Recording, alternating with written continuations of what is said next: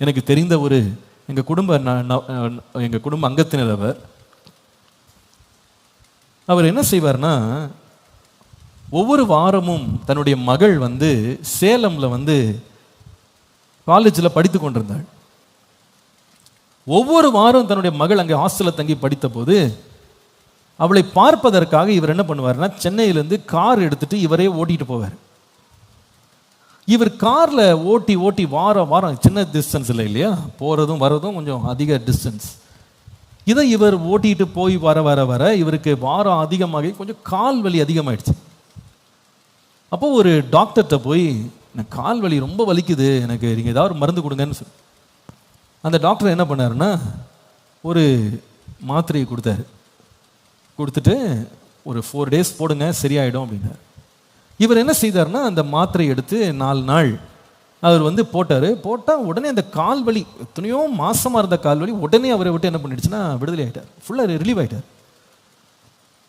இவர் ரிலீவ் ஆன உடனே திரும்ப கார் எடுத்துக்கிட்டு திரும்ப சேலமுக்கு அவர் பயணமாகி தன் மகளை பார்க்கறதுக்கு திரும்ப பயணத்தை தொடர ஆரம்பிச்சார்.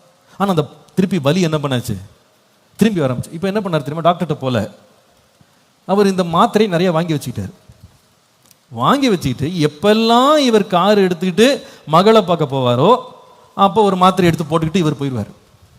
போனால் ஒரு வலி இருக்காது, பயணம் எல்லாம் நல்லா முடிஞ்சிடும். அந்த மகளுக்கு 3 வருஷம் 4 வருஷம் காலேஜ் நடந்தது.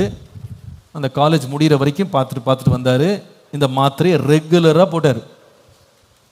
யாருக்குமே தெரியாது இது வலி வருதா, மாத்திரையை போடு, வண்டியை ஓட்டு. இப்படியே அந்த வேதனையை இவரே மேனேஜ் பண்ணிக்கிட்டார், இவரே ஹேண்டில் பண்ணிக்கிட்டார். 4 வருடம் கழித்து அல்லது ஒரு 5 வருடம் கழித்து மகளுக்கு திருமணம்லாம் ஆயிடுச்சு. திருமணம் முடித்து கல்யாணம்லாம் கட்டி கொடுத்த பிறகு திடீர்னு ஒரு நாள் அவருக்கு உடம்பு அவ்வளோ நல்லா இல்லை, என்னமோ அவருக்கு செய்கிற மாதிரி இருந்துச்சு. அவர் போய் டாக்டர்கிட்ட போய் டெஸ்ட் பண்ண போனார். டெஸ்ட் பண்ண போனால் அங்கே என்ன கண்டுபிடிக்கப்பட்டதுன்னா, அவருடைய 2 கிட்னியும் ஃபெயில் ஆகிடுச்சுன்னு சொல்லி கண்டுபிடித்தார்.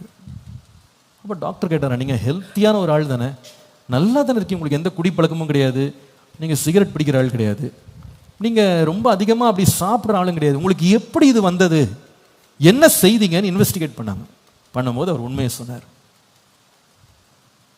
இந்த மாதிரி நீங்கள் மாத்திரை கொடுத்தீங்க, நான் அதை ஒவ்வொரு வாரமும் நான் வண்டி எடுத்துகிட்டு போகும்போது அதை போட்டுட்டு நான் பாட்டுக்கு போயிட்டே இருந்தேன். அப்போ அந்த டாக்டர் சொன்னாரா, என்கிட்ட கேட்டுறக்கூடாதா, இந்த மாத்திரை ஒரு முறை போடலாம், அது ஒரு வாரத்துக்குன்னு கொடுத்தேன், அதை நீங்கள் அடுத்த முறை போடும்போது என்ன பண்ணிருக்கணும், என்கிட்ட கேட்டிருந்தீங்கன்னா நான் வேற சொல்லியிருப்பேனே, உங்களுக்கு வேற வழி காட்டியிருப்பேனே.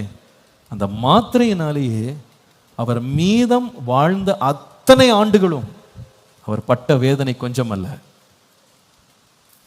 அவருடைய கிட்னிஸ்ல வந்த வேதனை, இந்த டிசீஸ் வெளியே சரியாகவே இல்லை. எத்தனையோ ட்ரீட்மெண்ட் எடுத்தாங்க, சரியாகல. கிட்னி டிரான்ஸ்பிளான்ட் பண்ணாங்க, அப்போ கூட கொஞ்ச நாள் நல்லா இருந்தார், திரும்ப வேதனை ஆரம்பித்தது. அவருடைய வேதனைக்கு முடிவே இல்லை, அவருடைய மரணம் வரைக்கும் வேதனைப்பட்டார். நான் ஏன் இதை சொல்றேன்னா, நம்ம வாழ்க்கையில் சில வேளையில் வேதனைகள் வந்துடும். ஆனால் வேதனை வந்த பிறகு நானே என் சுயமாக வேதனைக்கு தீர்வு காண்பேன் என்று நாம் முயற்சி எடுப்போமானா அந்த வேதனை குறையாது. அந்த வேதனை என்ன ஆகும், தேவையில்லாத பல வேதனைகள் நம்ம கொண்டு வரும். நமக்குள்ள வருத்தம் வந்துருச்சா, கத்துட்டு போங்க, என்னை நித்திய வழியில் நடத்துங்க ஆண்டவரே, என்னை நித்திய வழியில் நடத்துங்க. 12 வருடம் பெரும்பாடு உள்ள ஸ்திரீ மருத்துவர்களால் மிகவும் அவதிப்பட்டு தன்னுடைய ஆஸ்தியெல்லாம் அழிச்ச பிறகு இயேசு அந்த பகுதியில் வருகிறார் என்று கேள்விப்பட்டு தவண்டு போய் இயேசுவின் வஸ்திரத்தின் ஓரத்தை ஆகிலும் தொட்டால் நான் சொஸ்தமாவேன் என்று விசுவாசித்து அதை தொட்டாள். வேதம் சொல்கிற அந்த நிமிடமே அவருடைய வேதனை நீங்கி சுகமான.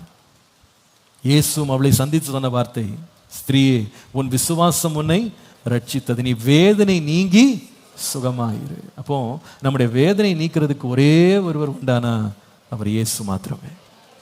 மற்றபடி நாம வேதனையை நம்ம ஹேண்டில் பண்றதுக்கு நம்ம என்ன முயற்சி எடுத்தாலும் அது நம்ம இன்னும் வேதனைக்கு தான் நம்மளை கொண்டு வந்தோம்.